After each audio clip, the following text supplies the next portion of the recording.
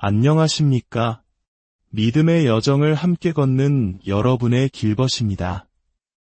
오늘 우리는 성경 속에서 가장 신비롭고 강력한 주제 중 하나인 성령의 은사에 대해 깊이 탐구하는 시간을 갖고자 합니다. 고린도전서 12장에 기록된 이 놀라운 선물들은 과연 무엇일까요? 아주 오래전 특별한 사람들에게만 주어졌던 이야기일까요?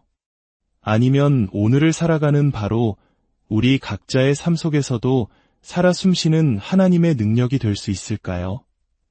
이 깊은 영적 탐구를 시작하기에 앞서 잠시 마음을 모아 기도했으면 합니다. 주 하나님, 이 시간 우리의 마음과 생각을 열어주시어 하늘의 신령한 지혜를 깨닫게 하옵소서. 말씀이 선포될 때 성령께서 친히 우리의 스승이 되어주시고 우리 각자에게 필요한 은혜와 깨달음을 허락하여 주시옵소서. 만약 오늘 이 말씀이 여러분의 영혼에 울림을 준다면, 그리고 여러분이 사랑하는 누군가에게도 이 은혜가 흘러가길 원하신다면 이 영상을 나누어 주십시오. 믿음의 선한 영향력을 전하는 가장 아름다운 방법이 될 것입니다. 저희 채널을 구독하시는 것은 저희가 계속해서 귀한 영적 양식을 만드는 데 큰 힘이 됩니다. 이 모든 것을 통해 하나님의 나라가 확장되기를 소망합니다. 이제 성령께서 우리에게 주시는 9가지 은사의 세계로 함께 들어가 보겠습니다. 사도 바울은 고린도 교회에 보내는 편지에서 마치 다양한 악기가 모여 아름다운 오케스트라를 이루듯 다양한 성령의 은사가 모여 그리스도의 몸된 교회를 온전하게 세운다고 가르쳤습니다. 이 은사들은 크게 3가지 그룹으로 나누어 볼 수 있습니다. 첫째는 우리의 영적인 눈을 밝혀주는 계시의 은사입니다. 둘째는 우리의 입술을 통해 하나님의 뜻을 선포하게 하는 언변의 은사입니다. 그리고 마지막 셋째는 하나님의 능력을 실제로 나타내는 능력의 은사입니다. 먼저 계시의 은사에 대해 살펴보겠습니다. 이 그룹에는 지혜의 말씀, 지식의 말씀, 그리고 영분별의 은사가 속해 있습니다. 첫 번째, 지혜의 말씀의 은사입니다.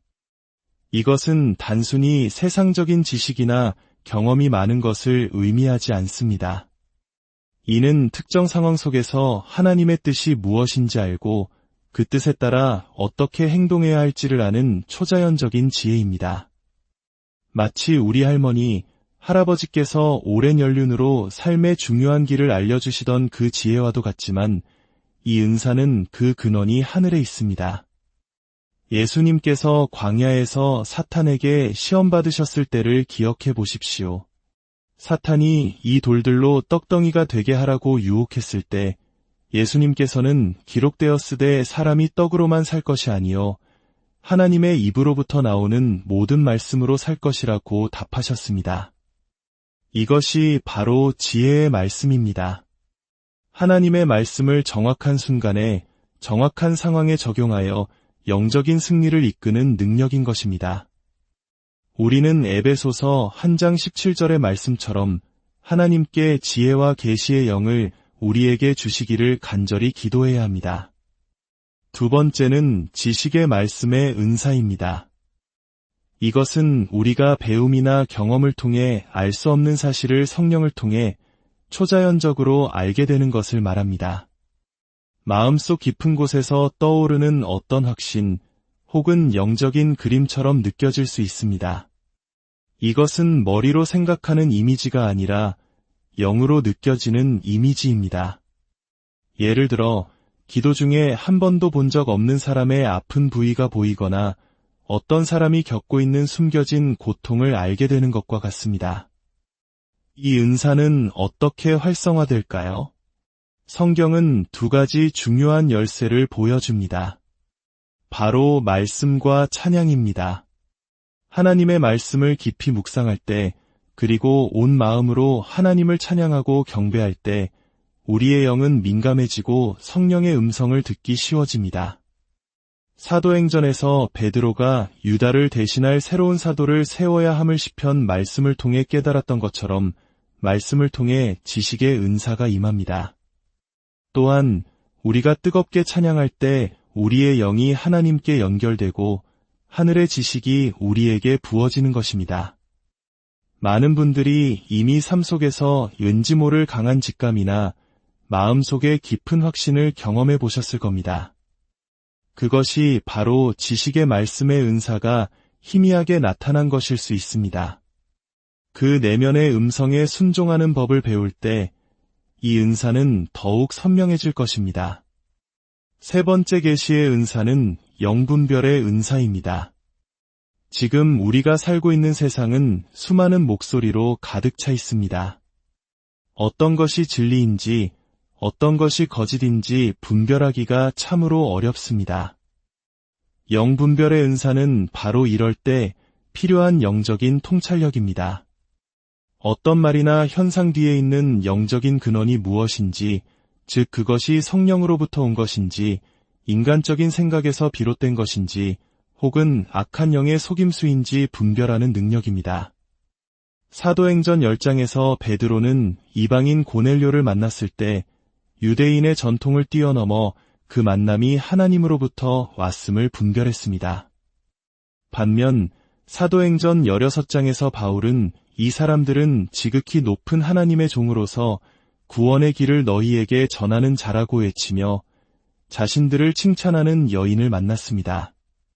그 말 자체는 사실이었지만 바울은 영분별의 은사로 그 말 뒤에 있는 귀신의 영을 꿰뚫어 보고 그를 내쫓았습니다. 이처럼 영분별의 은사는 교회를 거짓 가르침으로부터 보호하고 우리를 영적인 혼란에서 지켜주는 매우 중요한 은사입니다. 이제 두 번째 그룹인 언변의 은사로 넘어가 보겠습니다. 여기에는 방언의 은사, 방언 통역의 은사, 그리고 예언의 은사가 있습니다. 먼저 방언의 은사입니다. 한국 교회, 특히 성령의 역사를 강조하는 교회에서는 매우 익숙한 은사이지만 동시에 많은 오해를 낳기도 합니다. 성경은 방언에 대해 적어도 3가지 종류가 있음을 보여줍니다.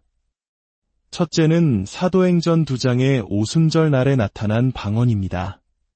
제자들이 성령 충만을 받아 각기 다른 나라의 언어로 말하기 시작했고 예루살렘에 모여든 디아스포라 유대인들은 각자 자기 나라의 말로 하나님의 큰 일을 듣고 놀라워했습니다.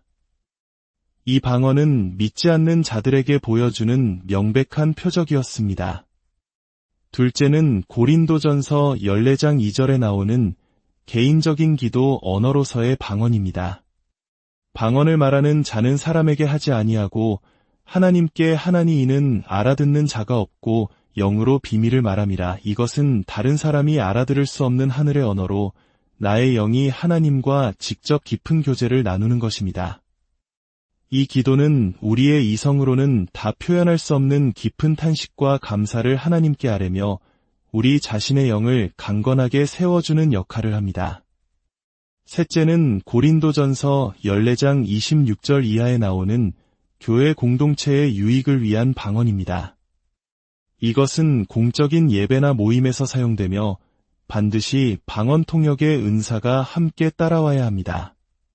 한 사람이 방언으로 메시지를 전하면 다른 사람이 그것을 모든 사람이 알아들을 수 있는 언어로 통역하여 교회의 모든 성도들에게 덕을 세우도록 하는 것입니다. 이와 연결되는 것이 바로 방언 통역의 은사입니다.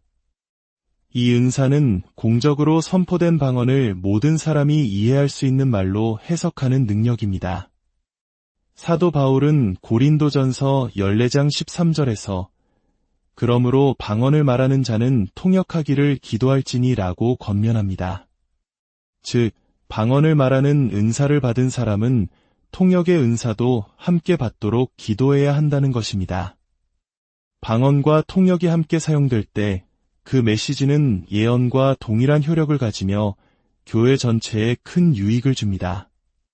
누군가 방언으로 기도하기 시작하고 곧이어 다른 사람이 그 기도의 내용을 우리말로 풀어 설명하며 함께 기도할 때 우리는 성령께서 교회 공동체 가운데 어떻게 일하시는지 생생하게 목격하게 됩니다. 언변의 은사 중 마지막은 예언의 은사입니다.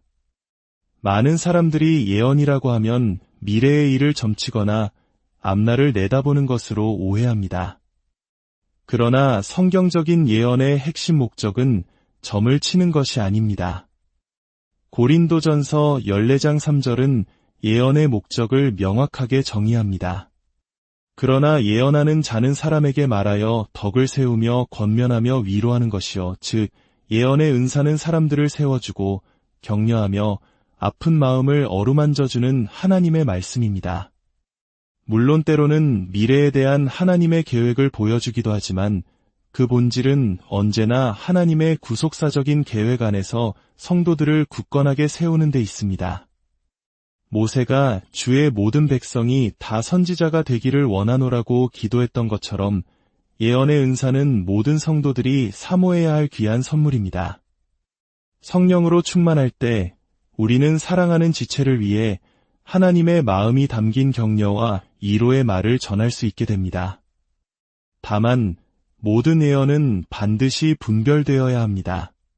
그 말이 나를 세워주고 격려하며 평안을 주는가? 그 말이 하나님의 구속 계획과 일치하는가? 만약 어떤 예언이 두려움이나 혼란을 가져온다면 그것은 하나님으로부터 온 것이 아닐 가능성이 높습니다. 마지막으로 우리는 능력의 은사를 살펴보겠습니다. 이 그룹에는 믿음의 은사, 병 고치는 은사, 그리고 능력 행함의 은사가 포함됩니다. 이 부분에 대해서는 다음 시간에 더욱 깊이 나누도록 하겠습니다. 사랑하는 성도 여러분, 오늘 우리는 성령의 다양한 은사들 중 계시와 언변의 은사에 대해 알아보았습니다. 이 모든 은사들은 단지 성경 속의 옛 이야기가 아닙니다. 오늘날에도 하나님께서는 당신의 교회를 세우시고 당신의 백성을 위로하시기 위해 이 놀라운 선물들을 부어주기를 원하십니다. 우리 모두에게 이러한 은사들이 속해 있습니다. 주님께서는 우리가 이 선물들을 사모하며 구하기를 기다리고 계십니다. 이제 두 손을 들고 함께 기도합시다. 전능하신 하나님 아버지, 우리에게 성령의 은사를 부어 주시옵소서. 지혜의 말씀으로 세상을 이기게 하시고 지식의 말씀으로 하나님의 뜻을 알게 하시며 영분별의 은사로 거짓을 물리치게 하옵소서. 우리의 입술을 주장하시어 방언으로 깊이 기도하게 하시고 예언의 말씀으로 서로를 세우고 위로하며 격려하게 하여 주시옵소서. 이 모든 은사들이 우리의 자랑이 아니라 오직 하나님의 영광을 위해 그리고 그리스도의 몸된 교회를 온전히 세우는 데 사용되게 하여 주시옵소서. 영광스러운 예수 그리스도의 이름으로 기도드립니다.